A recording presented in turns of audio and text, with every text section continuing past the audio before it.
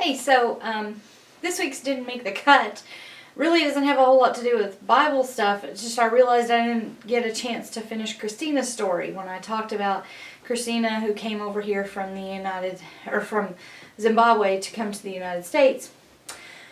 Had some people wonder what happened to her.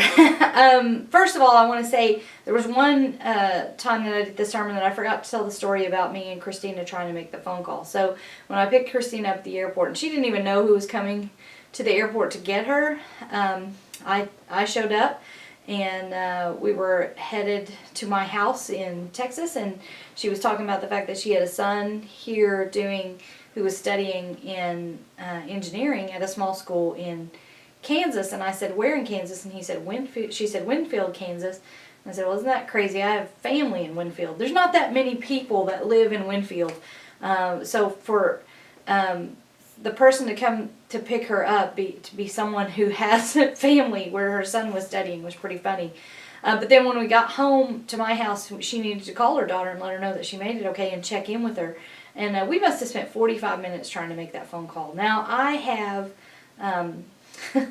made many international phone calls in my lifetime, as has Christinah. And the fact that it was taking us collectively 45 minutes to do that was borderline ridiculous. By the time we got everything to go through, we were just laughing and laughing and laughing that we were such idiots when it came to dialing a phone.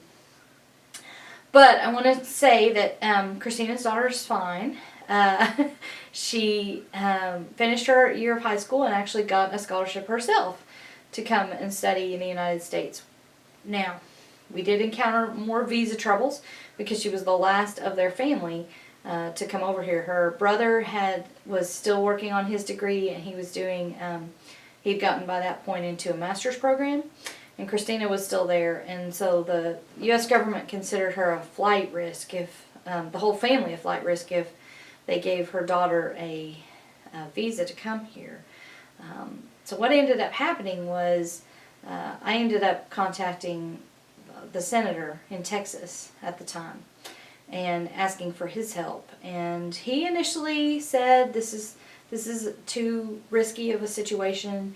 And then we proved that they had property to return to, that they had other family that was there, that they had a commitment to return back to Zimbabwe.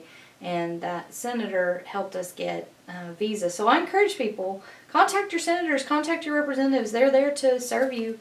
And in our case, they were able to really help out and get Christinah's daughter over to the United States. For my own money, I didn't care, actually, if they ever went back to Zimbabwe. It seems to me like if the United States ended up with an engineer and a doctor, her daughter's in medical school, if we ended up with an engineer, a doctor, and a pastor in our culture, where's the loss in that? But even if not, even if they were a housekeeper, a janitor, a trash worker, or if they were a cook, if they were teachers, it doesn't really matter what they do. We have an imperative to help those that are in trouble. The Bible tells us to take care of the most vulnerable, to respond to great need with love and care. And so I'm glad they're here. I have lost track of them. I don't know if they have returned to Zimbabwe. If they did, I'm certain that they are working for justice in that culture. But if they're here, I'm certain they're working for us as well. And they have been given an opportunity to be the people that they are called to be, to live with the gifts that God has given them, and I'm thankful to have been part of that. And I'm thankful that our country made space for them to come. For me, that's a story of rejoicing. It was a very risky, dangerous story, but we made our way, and I'm certain that God was with us in all of that. So, happy ending! Yay!